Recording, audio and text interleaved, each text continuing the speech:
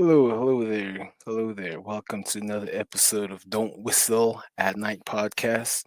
We are broadcasting live here on the United Public Radio Network, 107.7 FM in New Orleans. And I'm your host, Don Yazzie, along with my co-host, Darren Yazzie. Today, we have Mr. Tom Bennett and Casey of, let's see here, Casey of Southern Utah Bigfoot Association. And Mr. Tom is also a traveling country singer as well. He was raised on a farm in Georgia, also traveled extensively around the United States. Two occasions, Tom has seen what he believes was Sasquatch, were Sasquatch, and he has documented in a very verified track way in Nevada. He also recently captured a video of plasmoids around southern Utah. I seen that. And here is Darren, and here is Casey and Mr. Tom Bennett of Southern Utah Hey, Bigfoot Association. How are you Glad to guys be here. doing today? Awesome, awesome. Well, I'll gonna start this episode off with you, Mr. Tom. You can explain to everyone out there who you are, where you from, what you've been doing, and all that good stuff. Yeah, my name's Tom Bennett, and I'm the founder of the Southern Utah Bigfoot Association. I grew up in Georgia, and I live in Utah, and I've traveled all over the United States. As was said, I play music for a living, and often at my shows, I will ask the audience to share their specifically Sasquatch, Bigfoot-related stories with me, but all kinds of great stories involving the paranormal. And I got Casey here with me. Hey, How you doing? how's it going, Casey? How's it going? good. Yep. And Casey, go ahead and introduce yourself, brother. I'm Casey, obviously. I'm originally from Vegas, but we moved to Southern Utah about 3 years ago. Um, Pretty outdoorsy, I guess. I guess that's kind of what brought me in here. Awesome, awesome. So a few days ago, I seen your post on Facebook, Mr. Tom. I seen you had some recording of that plasma noise, those UFOs, UAPs, whatever they call it these days. Go ahead and tell us about that. Yeah. To be honest, at first I had no idea what I was looking at. So the first time I ever saw anything like that was in Kanab, Utah, and according to the best I can remember, it was probably 5 or 6 years ago. I was camping out after playing a show, and outside Kanab. And I was on my way to Page, Arizona, so I was in that stretch of desert between those two towns, which is pretty wide open. Beautiful country, good night sky. And I was in the back of my van trying to go to sleep, and I saw this flashing pink and blue light. And I knew the area pretty good, so I knew it wasn't a tower or anything like that. And I got out my phone and I zoomed in on it, and it was just this kind of a triangular shaped blue and pink flashing light. And I watched it until I just fell asleep. Maybe an hour and a half later, it stayed in the sky. And in the morning when the sun was up, I could see there was nothing there. And so I remembered that experience. And then maybe about 8 or 9 months ago, I was in Laverkin, Utah, which is 23 miles from Zion National Park. And couldn't sleep one night. And I went out on the stoop outside my house, and I saw this light coming through the trees, maybe at the height of a low-flying plane. And I zoomed in on it, and I could tell that it had these characteristics, which I later learned are attributed to plasmoids, these self-contained spheres of energy that there's a lot of mystery about where they come from and what they are, whether or not they're sentient living beings or if they're just a light. And then me and my wife saw one just the other day, and got a good video of it. And that's the video you saw. People are seeing these all over the country. So I've read about them a little bit, trying to educate myself into what they might be. And there's, of course, a lot of theories, but they have been replicated in a lab. So we know that they're a form of energy. Wow, Hmm. that's pretty interesting right there. Darren, you got any questions? Oh yes.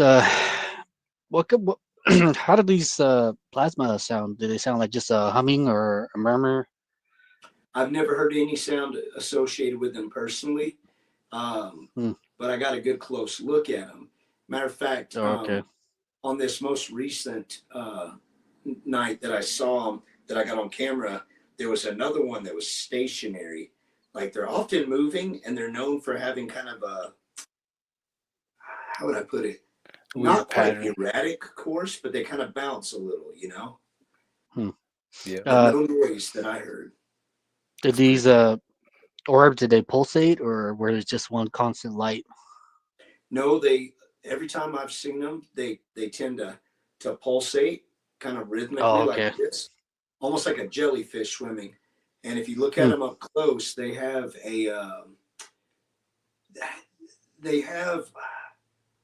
almost like a cellophane type light around them. So it looks like a cell with a nucleus and a cell wall. And it's the ones I've seen are the first one was a pyramid, but the other two were round spheres. And then they have this aura around them, this kind of plasma like presence to them. And they Wow. are a variety of different colors. The first one was pink and blue. I think this last one was kind of like red and blue. I've seen them kind of turn purple. And I filmed a few more since then outside Zion National Park.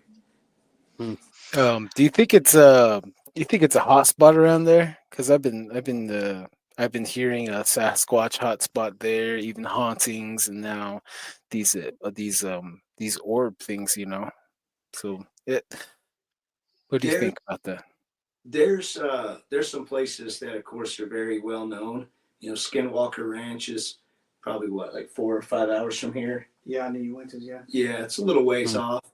Um, I I don't know if it's any more active than anywhere else, but I will say that due to our smaller population and the smaller cities, we get a lot more dark skies, so you can see Yeah. things like that very well. Yep. Yeah. And Casey, what can you tell us about yourself? You experienced anything strange, heard anything? What's your story on leads you to go down this path or be with Mr. Tom here? Do you have any experience yourself? Yeah, yeah. Um, like, what exactly mean? Like, just, Oh, like a Sasquatch experience when you guys were out looking around, or anything like UFOs, something like that. oh, yeah. We've had a few. I've always been kind of outdoorsy, especially as a kid. Via church or scouting, or my mom used to take us camping and hiking and stuff like that. So I always kind of grew up being outdoors, even in Vegas. And so uh, my family and I, we decided that Vegas wasn't really a good fit for us anymore. Our kids weren't doing too good in school and things like that. And my wife and I were both born and raised out there, so we're not like, we know how the school system was, and we're like, we don't want our kids going to school out here. So we decided to move up to St. George. I was going to try to move to Cedar because I got a buddy out there who, with I would say my first substantial encounter was with him and his family. Oh. So I guess I'll start with my first substantial one. We were still in Vegas, but my buddy was like, "Hey, do you want to come up and go camping with us?" We're like, "Yeah, heck yeah!" It's what we're about. We're about that life. And so we drove all the way up from Vegas, and we met him at his house in Cedar, and we went up to Pingwich. And we got there a little late because, again, we were coming from Vegas, and it's a little while drive, and we're going to Pingwich, which is another like hour or two from his house. So we get there about 7, 8 o'clock at night. We're like, all right, let's get a fire going. And so him and I were like, hey, we're gonna go cut down some wood. There were some big fallen trees and stuff like that. And I brought a sawzall. He brought his hatchet. And him and I walked off. So we weren't. So there's a clearing that a lot of people were at. A lot of people were on like their ATVs and their side by sides cruising around. You could hear them almost all night. But we were off, not necessarily in the tree line, but we were like, there were a couple of trees where we were at. We were just out of the way of the clearing. But the tree line wasn't too far. So him and I decided we're going to walk in the tree line, get some wood, you know, cut some branches off these trees. And I was trying to sawzall, it wasn't really working too good. I guess I didn't have the right blade. And then he had his hatchet, and we're sitting there whacking away at this tree and trying to get these branches off. And luckily, we found like a stack of wood that was already cut by Lord knows who. And if they're watching, I apologize. So we took the wood and we're like, sweet. So we grabbed the wood. We started a fire. I guess the fire marshal or whatever, somebody came out and was like yelling at my buddy, like, oh, we're going to fine you $5,000. I went over and talked to him, and the guy was, you know, they ended up letting us get off, but we had to put the fire out. So we started to set up our tents and things like that. He was sleeping. So the back of my tent was towards the tree line. The front was towards my buddy's truck. He was sleeping in the bed of his truck. His kids were sleeping in a tent just like next to his truck. And but we were setting our tent up. And as I was setting it up, you know how you feel like you're being watched, but it's not like this scary kind. It's like the creepy guy in the bathroom kind of thing. Like, like, yeah. Like, somebody's looking at me, and I'm like, you know, what's up? And I had my headlamp on because, we got there at night, so I had to see what I was doing. It was a 10-man tent. I don't have 10 kids or anything like that, you know. I mean, I'm Utah and everything, but geez. So I'm setting my tent up, and I'm feeling like I'm being looked at, and I look to the right, and I see 3 sets of eye shine. Oh, one of them was pretty high. There was another one that was quite a bit lower, but still, you know, fairly high. And then there was another one off to the right a little bit more that was a little bit taller than the smaller one, but a little bit higher than the smaller one, but a little bit shorter than the other one. And, you know, your brain tries to rationalize things. And I'm telling myself, maybe it's birds, maybe it's owls, you know what I mean? But at the distance they were from us, they weren't too far, but they weren't that close. But the distance between the eyes is kind of what made me start thinking. So I just thought it was kind of interesting. We got our tent up, we ate however we could. And then we ended up, you know, settling down, getting ready to go to bed. And now I was facing the front of the tent, like facing my buddy's truck. You know, him and his wife were sleeping in the bed of the truck again. And my kids were facing the other way, at least my son was. And I heard something walking, but I wasn't yet asleep. You know, I hadn't fallen asleep yet. So I hear something walking. I didn't look. I thought maybe it was my buddy, but I didn't hear him get up out of his truck. And the next morning, I had said something about it. My son had said something about seeing a silhouette walking past the back of the tent. And again, that's where the tree line was. And again, it was pretty odd, you know, that he had said that. And then, because he'd corroborated that, you know, he was obviously awake at the time. So for him to see that, he'd have to be awake. And it just corroborated with what I had heard. And so the next morning, you know, the kids were all kind of doing their thing, and, you know, we're all trying to get like breakfast made or whatever. And the kids were like, hey, we want to go up in the trees, like out, you know, they wanted to go explore a little bit. And I don't want to say I'm a helicopter dad, but I was like, well, I'm not letting my kids go out in the woods. You know what I mean? It wasn't a people thing. My understanding and my belief in Bigfoot at that time, like, I didn't really believe Sasquatch wasn't a thing to me until about 2019. Where I seen a documentary about the Patterson-Gimlin film, and they were trying to remake some things. So it was kind of a thought, but I was like, I don't know. I was kind of entertaining the idea. It was basically where I was at the time. Oh, that's a nice one. That's a nice one. So I go up with the kids. I kind of kept some distance, but I went up with them. And the first thing I noticed was there was, I don't know if you'd say it was a structure per se, because there was a tree like this. The tree was up and there was a branch sticking out this way. Now there were two other little trees, I don't know, maybe a 3-4 inch diameter inside that one branch. So they were sitting like this in an X. And I was like, that's pretty interesting. And then I was looking around, And I was like, okay, I'm just gonna, entertain the idea of finding something. And I saw a footprint. Again, I'm not 100%. I don't like to, count my eggs before they hatch, but yet I don't put all my eggs in one basket. I was like, I'm gonna entertain the idea, and I took a picture of the print. I talked to my buddy's wife because she's from Utah. She was born and raised in Hurricane. And I was talking to her, and she's like, "Oh, there's no bears out here." So okay, perhaps it wasn't. Yeah. So that was like my first real encounter to where I could say that, okay, this isn't, I couldn't rationalize it myself. And I think our scariest encounter, I mean, we've had stuff in between. We've had, again, we're hikers, campers. We hear it's just, me and my daughter not too long ago had a pine cone thrown at us. We hear things, trailing us, or we'll hear whistles or growls from time to time. Wow, that's cool. But our scariest one, there's technically a two-part to this because it was the same spot. There's a spot that we found that we really like to camp at. Me and my buddy found it on accident because we were trying to hike and we were trying to find a trailhead and found, hey, there's a good place to camp here. And what we did was, before our scariest, this one was pretty close.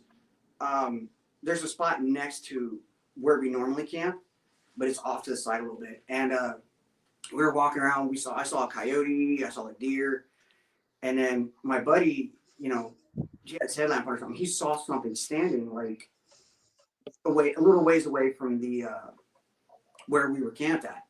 Mm-hmm. And he kind of started freaking out. Now, my buddy, again, I don't think he believes what I believe, but it spooked him.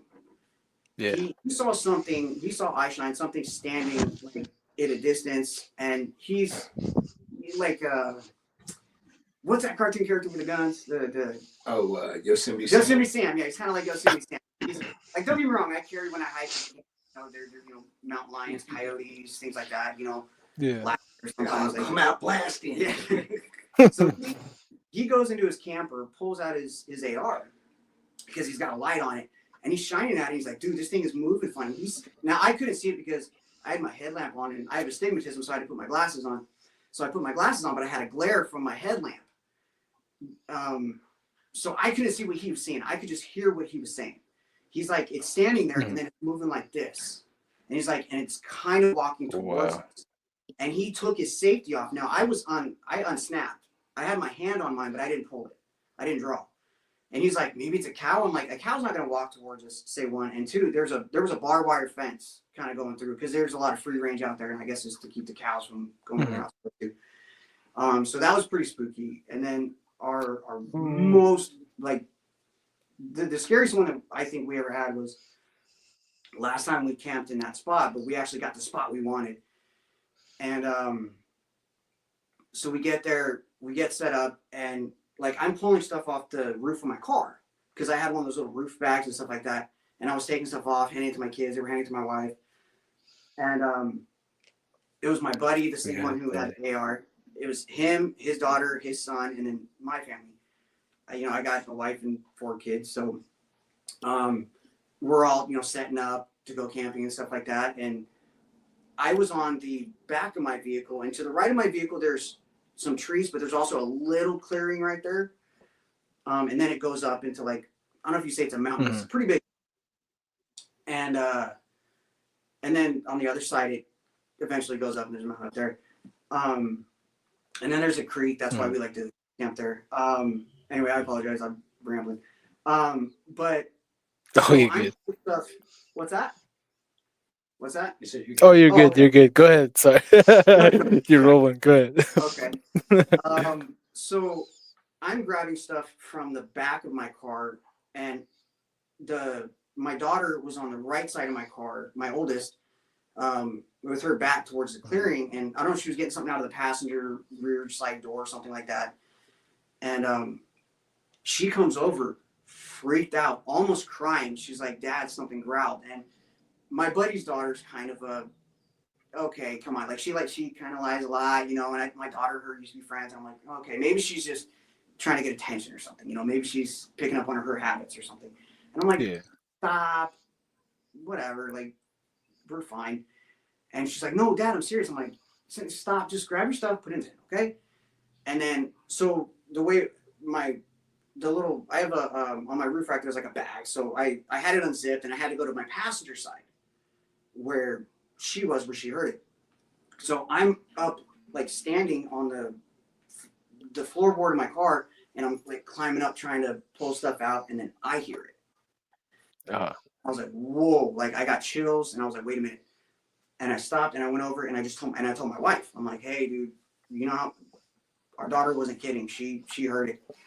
And we're trying to figure this out, and then slowly but surely we all kind of heard it.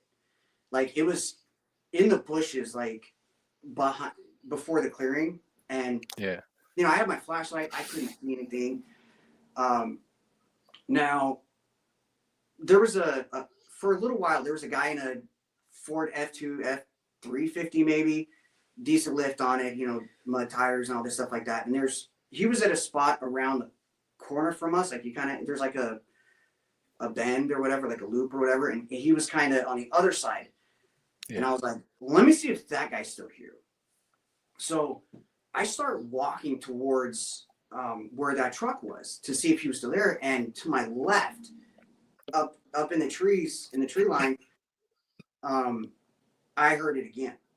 So I'm like, wait a minute, how did it go from there all the way over here without me hearing it? Now in that spot, we've camped there in November when it was like 18 degrees outside and there was snow and ice, and we've heard stuff like walk around our tent. So we're familiar with having weird stuff happen in that area, but the growling was kind of, that was like, okay, this is serious, you know, because at that point I was vested in the Sasquatch. I don't know if I'd say community, but I was stern in my beliefs. I'm like, okay, I know this is a thing. So, I heard it again, and I just, in my head, because I you know, the whole telepathic thing, like, I'm like, hey, look, dude, we don't mean any harm. We're not trying to cause any problems. You know, we're just trying to camp, have, you know, fun as a family, things like that. And the growling still technically continued. We ended up I said, no, we're leaving. That's it. We just pack up. We had our tent up, sleeping bags, sleeping pads. We had already cooked dinner at one point. We ate. So we're like trying to put all that away, loaded everything back in the car, ended up going to a different spot. But on the way to the different spot, it hit me. Kind of like what happened may have happened. So the spot that we like to camp out in this little area, over the hill, there was this structure. And I think I've sent Tom pictures of it. It's almost like a doorway, basically. Yeah. And I noticed that somebody had taken from that because the left side of the structure was collapsed. And as a matter of fact, we went back there for Mother's Day, and it's completely gone. Oh yeah, but, they take them down. Yeah, so that was collapsed, and somebody had cut down a tree in the area. So I'm like, okay, somebody did something to piss it off. I mean, my kids were finding shell casings and everything like that. So I started kind of putting it together that, okay, somebody was here before us. They trashed the place. They were being too loud and disturbed it. And it was like, no, we're not having, nobody else is welcome to my home, I guess. And I think that's probably why it acted the way it did. Because like I said, we were there before, and maybe we'd hear footprints, we'd hear other stuff, but I almost forgot. So that little clearing, me and my buddy, because we were all talking about it. I think my son's buddy said, my buddy's son said that he had heard the growl, but my buddy and his daughter didn't. But again, my buddy with his AR, because he's got I'm not gonna lie, the light is pretty awesome. We go into the clearing because that was the area where we had seen it, and he's shining his light around. He's looking up, going around, and we can hear tree breaks up on the hill on the other side of the clearing, but we can't see anything. And then you can hear something. You know how when someone's walking on rocks, like the rocks fall? Yeah. I mean, like you can hear the rocks rolling down a hill. We started hearing that, but we could not see anything. And then we get back everywhere. Like, yeah, this is when we decided, okay, we're loading up. We heard a cow bellowing like it's in pain. And I'm not a farmer, but I'm kind of into the hoof trimming videos. So like, you kind of get familiar with the sounds that they make. And I had another thing where quite a couple of years ago, I heard a cow bellowing really loud, and then I heard a roar, and Wow. and then like shortly after that, I heard a lady scream like further like because this was in Pine Valley, so it was like we were sitting on. They're like family to us. We were on their. I was sitting on the porch or on the deck. I apologize. Just hanging out, waiting for everybody to kind of get ready. We're getting ready to leave. Kids saying bye to everybody, and that's when I heard it because there's a clearing to the left, and they usually keep cows, sometimes horses, but usually cows. The guys will use they'll like use that area to like leave the cows for a while, and then they'll move them, from place to place. So, but then I heard a lady scream like, on this end, but the clearing was on this end. So the bellow, the roar, and then a scream. So I'm familiar with the roar, I guess. So I've heard things like that before, and it's just, yeah, Nothing like the roar, huh? The roar is Yeah. probably the coolest thing I ever heard in my life, too. Yeah. So And the scream's scary. Go ahead, Tom. Southern Utah is kind of unique, like how a lot of northern Arizona is as well, where even though right here in town it's desert, you can see the mountains right behind, like from my house, and up there it's forested. When we go from like 4,500 feet to 10,000 feet, and this area he's talking about, even though it's not really all that far from here, it's still super wooded. And the first time he told me about this, I told him that we got an email at the Southern Utah Bigfoot Association Facebook page. A guy was on vacation from California, and there's a very popular local park here in downtown St. George, where pretty much everyone that visits this area goes up to this Dixie Rock area. And this guy was up there with his family, and right next to this park, there is a desert garden, which features all the different plant life in the region. And there's a man-made creek and a little pond in there. And he said that he and his wife and kids were up behind that. And this guy that wrote me, I think if I remember correctly, he was 6'5" or 6'6", big guy. And he says, I wear a size 13 shoe, and I want you to see this footprint. And he sent me a footprint picture of a bare human-like foot with very, very splayed out toes like that, like super spread Never out wore toes. shoes. Yeah. Exactly. And it made his foot look small. I mean, it had a good 5 to 6 inches on his foot in length. It wasn't super, super wide for how long it was, which I thought was a little interesting, but way too long to be human. And he showed me where he found it on a little map he sent. And I was out of town at the time, so I didn't get to make it over there till about 3 days later. And by that point, it had been heavily trampled by all the tourists. So there's nothing for me to see, but he did document it well. And given off the measurements he provided, I was able to determine about the size of it. And about 2 weeks later, somebody else contacted us from this area he's talking about. And this was winter, about, I guess it was 3 years ago now. And the footprints that this man found in the snow in this area that he's talking about match the dimensions of the ones found in St. George. So I'm pretty sure it was the exact same being. Wow. Yeah, there's a lot of stories where here in St. George and a hurricane, they take the creeks and the rivers. Mm-hmm. Yeah, so they're a lot closer than we think. Yeah, Pretty everything cool. needs water. Everything's got Yeah. Another one that's really interesting to me. So, it's funny, like, people joke about this stuff if they find out you're into Bigfoot or the paranormal. They're like, oh yeah, Bigfoot. Well, there's one. He's the hide and seek champ. It's like, no, it's a species. Like, and there's all kinds of different views on what it actually is. And me personally, I just try to keep an open mind. I've heard enough stories from people that I can't quite say I have a solid idea anymore about what it actually is, other than it definitely exists. But I was getting a haircut last Monday, and my barber was like, "Oh, dude, I want to show you this video. You might think it's cool." And I'm like, "Yeah, what is it?" And he's like, "Oh, it's a Bigfoot video." And I'm like, "Oh, that's cool, man. I always like to see Bigfoot videos." He goes, "Yeah, it was filmed like 10 miles from here." Oh, snap. Oh, okay, so it's local. I'm more interested now. So he Yeah, gets those ones are good home. ones. Yeah, right. Something in your area, and he said this is only a month ago. So he gets out his phone. He said, "I don't have permission to give this to you, but I'll show it to you."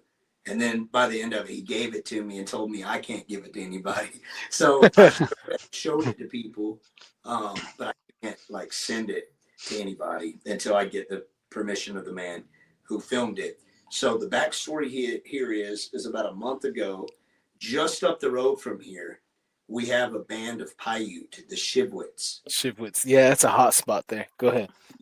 Yes, and they've got the territory, the country right there on the Shivwits Nation is the beginning of that mountainous region, and there's a lot more water there than there is 10 miles down the road here in town, right? They've got a couple creeks that go through there, a big, beautiful reservoir. Like it's good habitat, right? Like there's definitely has deer. everything you need there. Yeah. Exactly. Which is, without going on a huge tangent, people say like, well, how could there be enough food to survive in this area? And I'm like, well, like right now we're talking to two Native Americans. Obviously people survive in this area and did for who knows how long. So if man in large numbers like could survive, why couldn't something similar to man survive is my argument there. But this environment right here where the Paiute, Shivwits band of Paiute are, is very fertile land. It's good land. It's good and land. This guy was hiking, and I won't say exactly where because I was told not to, but they did tell me where. And I pulled up the satellite imagery, and it is a moderately isolated mountain range that probably covers, it's hard to say, a couple hundred square miles for sure, and it's got forest. So and it sits on the border of Nevada and Utah. So I know.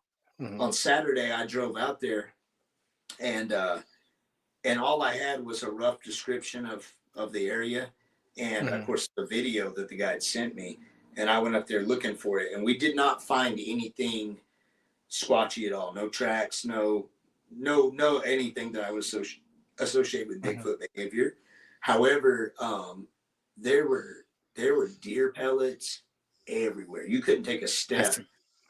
You know what I mean? Like a lot of deer to be eaten. That's a good sign. Yeah. But the video, I showed it to Casey, and I'd be happy to show it to you. I just can't I can't send it to anybody. I'll come over. I'll be over. The video is a really good one. Like this thing is, one of the names for it is Ridge Walker, and this thing is walking on a ridge, and you hear this man get out his phone. He goes, "Oh my God, it's a Sasquatch! Look!" And he gets 21 seconds of footage, and he told my friend that he had his dog with him. His dog had on one of those GPS collars that pings, but we can't hear it. And in this video, the Sasquatch is up on a ridge, and he zooms in, and you can make out all those proportions, like on those Thinker Thunker videos where he talks about the pDNA, the proportional DNA. Long arm, yeah. Same length from the leg to the hip. Short leg, big same torso, same arm. So it had all those ratios that you could see crystal clear in this video. You could see the slumped over back, with the head that didn't look like it had a neck. You could tell that it was all uniform in color. It looked like it was probably dark brown or black. And it's way up on the ridge. And in the video, the guy says, "I just filmed some deer up here, and I could barely see them. And this thing looks big. It's a Bigfoot." Wow. And it's walking. And he said that dog's collar would ping every like 5 seconds. And damned if you don't see that Bigfoot go like this and put its arms up, its hands on and Oh, walk off. He could oh hear my it. gosh. Dude, it's a good video. It's a really good video. I'm That's hoping the guy will give permission, but he said that in the Shivwits Paiute tradition, that it's a bad omen to see one. wow, really. Yeah, it's Yeah, it's awesome. It's hard to. yeah, Oh, yeah, go ahead, Darren. You got a question? yeah, for the you know, it's the same way with the Navajos. Personally, what I was told when I was younger that if you see lights in the sky, there's gonna be like a worldwide change or a massive change in the world. Or when it comes down to Bigfoot, I was always told like if you see one, there's gonna be a change in that area where you live. And sure enough, when we had our encounter, the whole area changed because we moved there. my my parents moved to that land, so you know, it's just one of those things that just makes you kind of wonder. Even having this Bigfoot, being able to hear like a sonic ping and being able That's to pretty cover its cool. ears, yeah, Yeah, it must have uh, been far too. Yeah. It was mhm, super far. Yeah.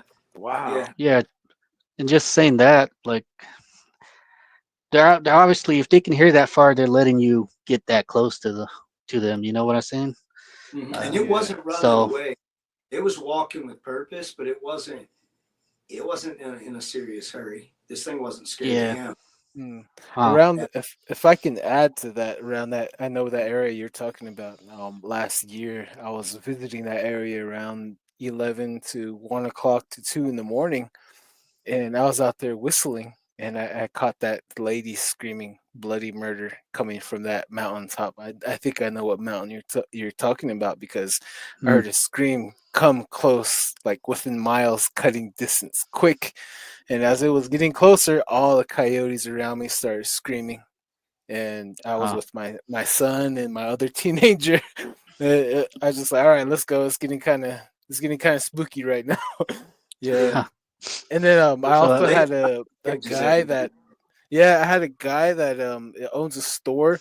He actually seen a dog man around that right at that border of yeah, Shivwits. Yeah, it jumped on the road, looked at them and jumped back off, ran right up the huh? mountain. Let me. That that's crazy. Can I ask you a question about the dog man thing? Go ahead. So I don't. I'm familiar with what the dog. The people say it's like an upright dog, and I've watched some of the videos. I don't know nearly the amount I do about Sasquatch, but with the dog man phenomenon and with your culture, um, is like so. To preface this, I guess.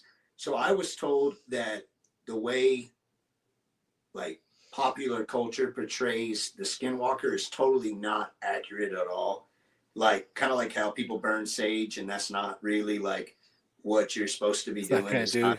Yeah. It's like it's basically been like hippied up, like Yeah. somebody heard the native idea and like appropriated it. And they say the same thing. I've heard the same thing with the skinwalkers. Like I've spent a lot of time in the Navajo Nation, and the few Diné people that talked to me about it said, no, it's not a wolf. We don't even have wolves in this country. It's more often like a raven or maybe a coyote or something more common of an animal. And the skinwalker is out getting information as this animal, and it's going to act on it as a man, not as the animal. Do you think there's any correlation between the skinwalker phenomenon and the dog man, or do you think they're totally different? They could Mm. they could be different. I'll let Darren go first. Darren, go ahead. Oh yes. Uh, all the stories that I heard as a younger kid about skinwalkers, there were never wolves. They like you guys are saying, like there's no wolves out here.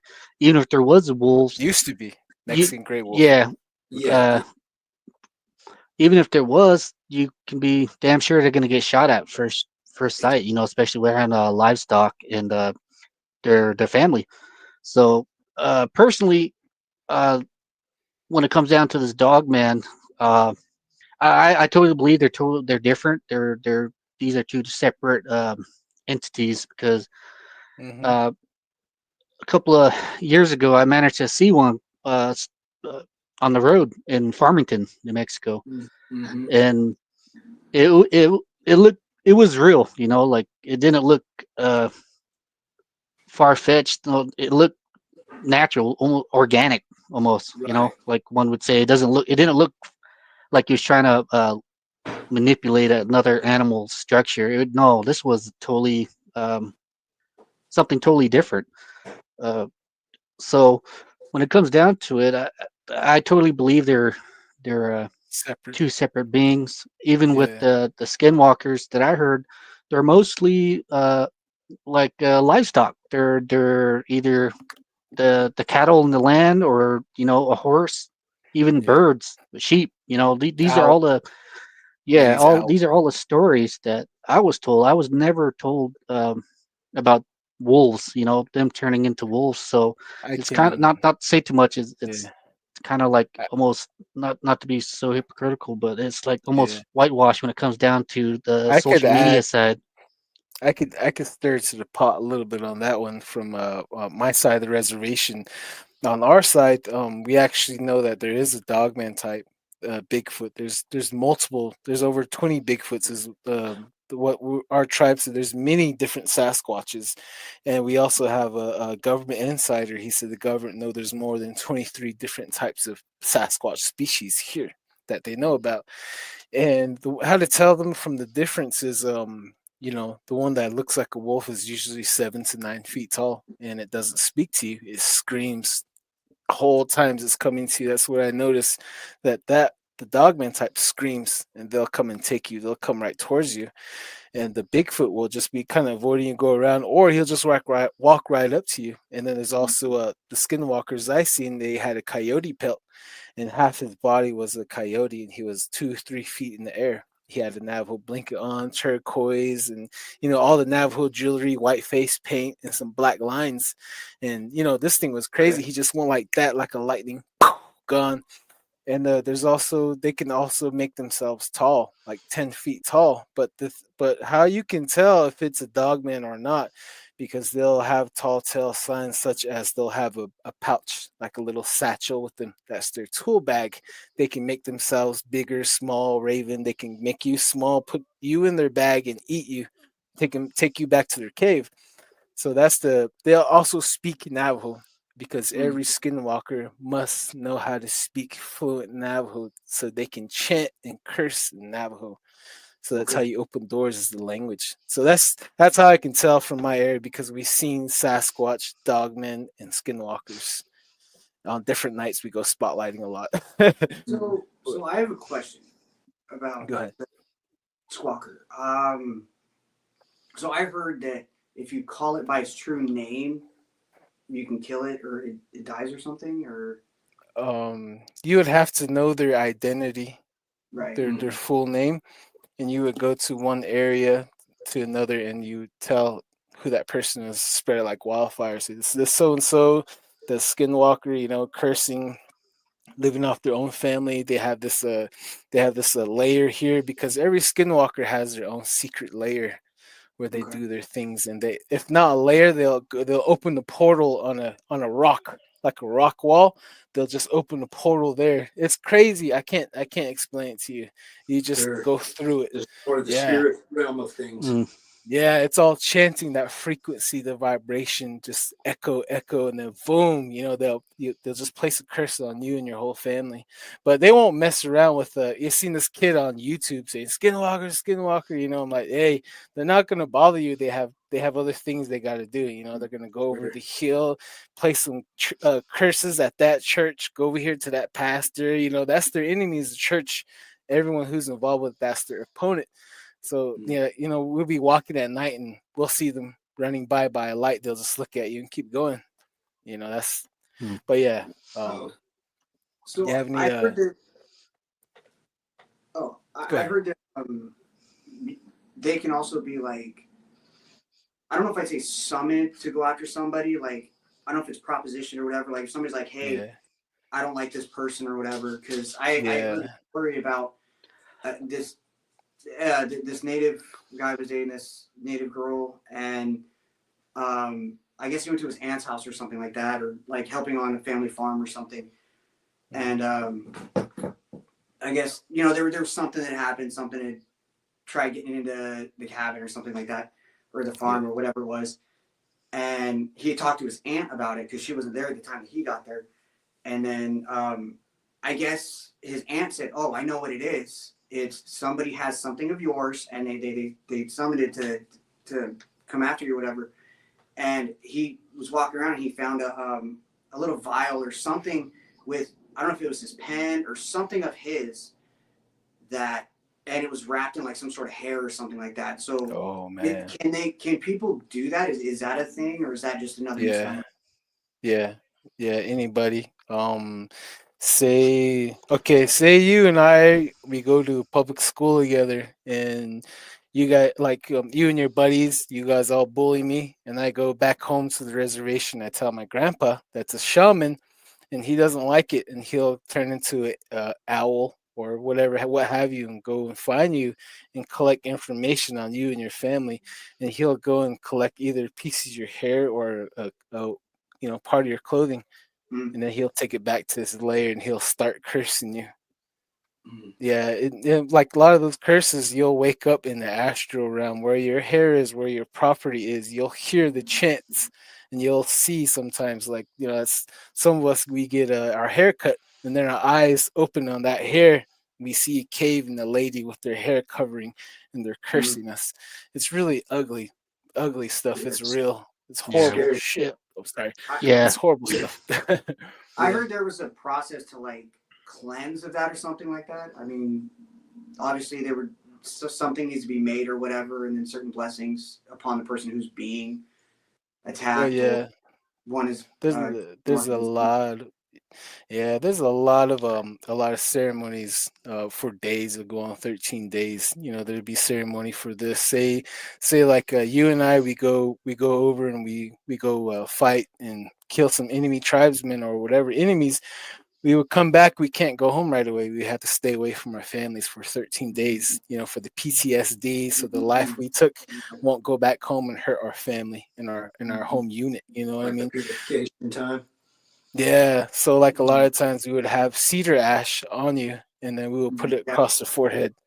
Yeah, or we would put it in the water, and then sometimes you can put it in your dough, and you can make some cedar ash dry bread. Some really good stuff. Really good stuff. Okay.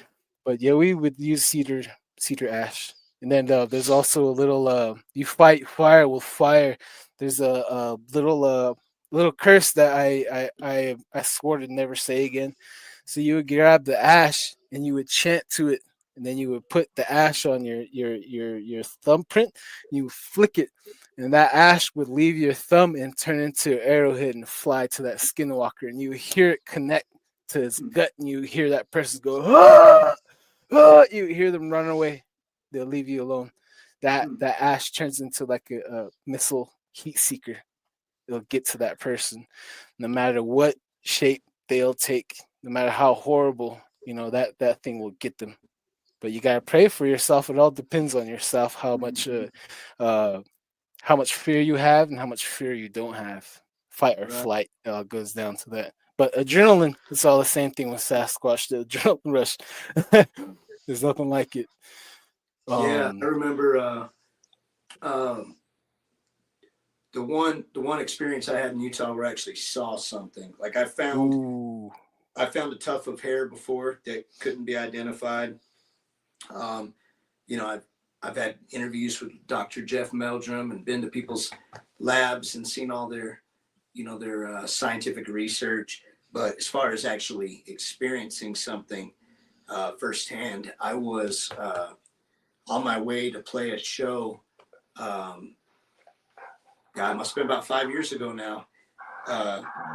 Hey, chill out, dog. On my way up to one of the ski resorts in northern Utah in the Uintas, and you have to leave the city of Ogden and head east through the mountains. And there's a part of the highway where you can see a stretch of the Weber River, and it's a particular part of the river that in the warmer weather it's very good fishing there, and there's always people lined up fly fishing.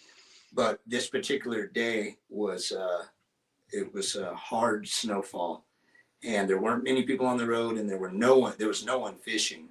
But I was familiar with the spot, and I'm going through the mountains. It's snowing hard, and not many people on the road.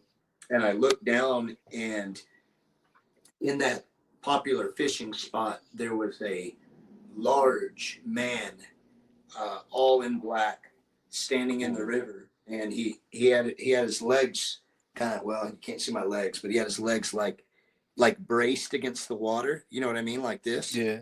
so it wouldn't blow him over. And he was looking, and he was lunging down in the water with his hands, and I saw him, and right away I was struck by the fact that, wow, there's somebody in the river and it's a blizzard out. It's not fishing season. This guy's head to toe in black, and he's huge. So right when I saw that, I went on a bridge that goes across the Weber River. So there's no way to pull over. But I made up my mind that as soon as I get off this bridge, which is going to be in just like 3 seconds, I'm going to pull this car off the road, and I'm going to get out. I'm going to run down to the river, and I'm going to take a look and see what I see. And I pulled over, I jumped out of the car, and the snow was like waist deep. So I'm running, but I'm severely slowed down, you know. Yeah. And I get down to the river, and I could see downstream where I had been looking, and there was nobody there anymore in that, you know, maybe minute that it took me to get there. He's already gone, but I could see on the opposite side of the river, the mountain was about this steep, and there's big tracks that something had ran up the mountain, and the tracks, you know, his feet had drug from one step to the other. So he was running, and he was gone. I didn't get another good look at him, but I could see those tracks about every 6 feet heading up that mountain. Wow. So I say I saw something I believe was a Sasquatch. I don't know what else it could have been, but I didn't get a good look at the details. Wow. Just a couple of days ago, I was speaking with the lady. I was on TikTok Live, and this lady, she lives in Logan. She said it just snowed a couple of years ago, and they looked outside. They seen huge tracks outside coming from a mountain to their window. They really looked outside. It has 6 toes. So Yeah. that's the Yeti, the giant people. They also intermarried within our tribe years ago. So they have the Yeti, and then Sasquatch is Yeito, and then the aliens, the ETs, are the holy ones, the holy people. Oh. Yeah. So it's just all can of worms after can of worms. Right. Yeah, I never knew, like I've heard Dene people talk about the holy people, but I never knew until you said that was the understanding. That's really cool. Yeah, they would. The story goes back. When you would see them, you know, they said, "Don't be scared. They're just coming down and check on you. See if there's a Dene still around. If there's a day that comes that there's no Dene, they're gonna destroy the whole world with fire." That's what the stories go. So one of the things that, it's a slight bit of a tangent, but one of the things that really interests me is I've studied lots of different types of religions, and I like to look for coinciding themes, right? Like you say that the holy ones, if they come down and they don't see the Dene and they're gone, they're going to burn the world with fire. You know, that's exactly what it says in the Bible, that in the first time God destroyed the world was with water. But when he destroys it again, it will be with fire. And it's the same story, you know. And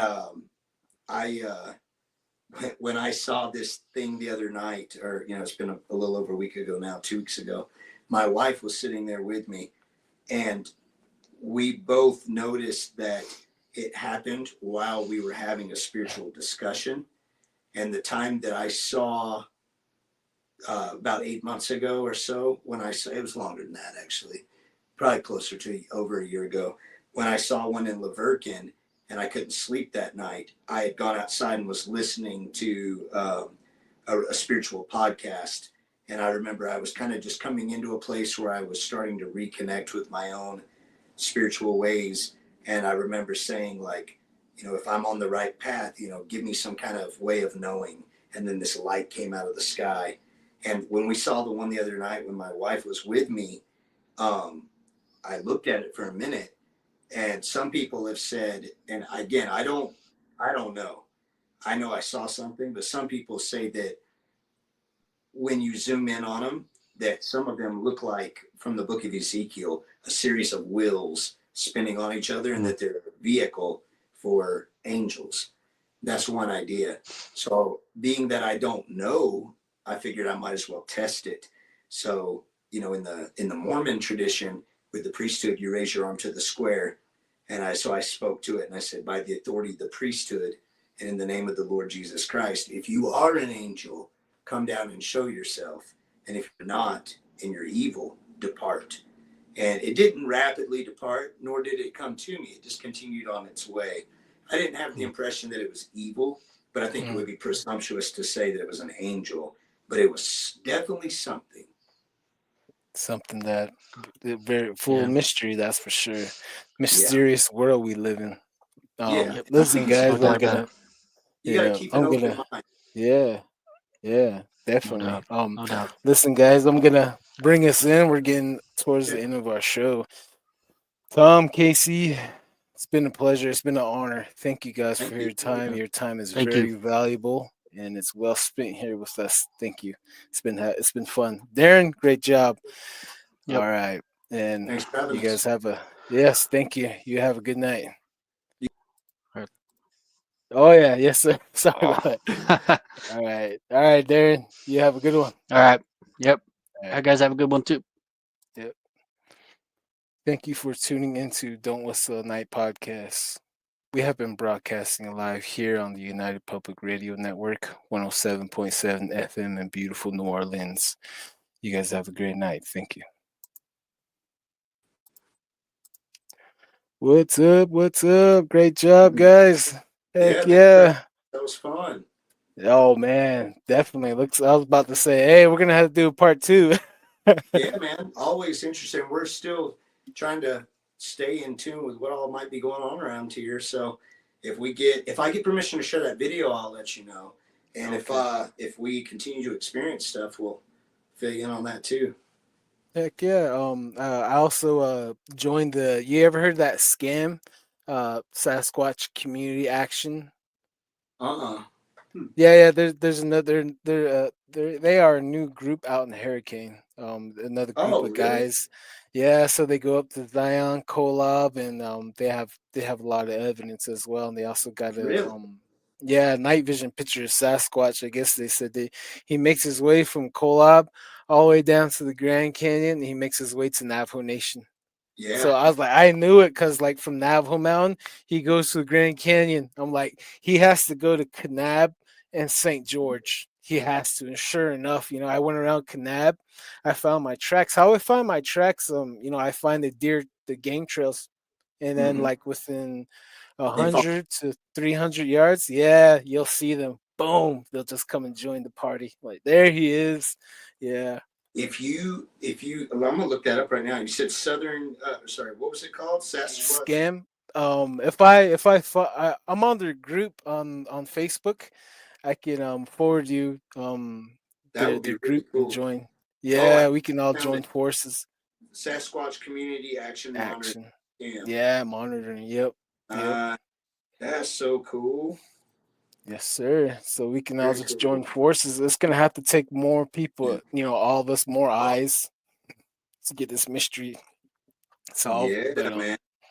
Man, I'm trying to get him on here. He's seen a skinwalker up on Smith Mesa. Real good story. They chased it. Smith Mesa is a strange dude. Yeah, they chased it. Go ahead. It's still all government up there, and you can't go on the very top. It's all government, like FBI property or CIA or something weird. Wow. That's the underground tunnel because there's whispers of from Dulce, New Mexico to north of Monument Valley. There's a tunnel, and then probably here might be another tunnel or event because my buddy, he said that they're chasing They're hunting rabbits, and they seen big old pair of eyes. They said it's a wolf. There's no wolves here. It's too big to be a coyote. They started chasing it. They lost it in the trees. They got out of their buggies, chasing it on foot, and they came face to face with the old Native American man, white hair and a coyote pelt. They said all of them, they just frozen solid. They couldn't move. Yeah, they said they don't know how long they're staying there. And the guy telling me his story, he said, finally he let out a high. That thing just turned around and gone. Wow. Yeah, Yeah. If you if there's a way to share this podcast that we just did too, if there's a link or something, send me that, and I'll put it up on all my social media, my personal stuff too. definitely. This episode will air. Oh snap! Did I just forget to record?